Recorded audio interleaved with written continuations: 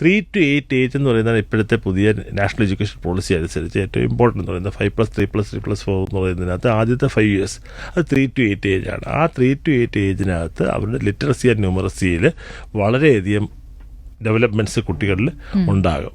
അത് ക്ഷമാപൂർവം പാരൻസ് കാത്തിരിക്കണം എന്ന് കരുതി എല്ലാ കുട്ടികളും ഒരേപോലെ സംസാരം മലയാള ഭാഷയായിരുന്നാലും ഇംഗ്ലീഷ് ഭാഷയായിരുന്നാലും ഹിന്ദി ആയിരുന്നാലും ഒരേ രീതിയിൽ എല്ലാ കുട്ടികൾക്കും സംസാരിക്കാൻ കഴിഞ്ഞു കൊള്ളണമെന്നില്ല. അതും വേരി ചെയ്യും. അത് അവരുടെ IQ ലെവലിനെ ആശ്രയിച്ചിട്ട് മറ്റ് പല കോഷ്യൻസിനെ ആശ്രയിച്ചിട്ടും മാറും. അങ്ങനെ വരുന്നത് കൊണ്ടാണ് പലപ്പോഴും യഥാർത്ഥത്തിൽ അടുത്ത 3-4-5 ക്ലാസ് 3-4-5 ക്ലാസ് എന്ന് പറയുന്നത് 8 to 11 ഏജ് അത്രയും വരെ സമയം ക്ഷമിക്കേണ്ടി വരും.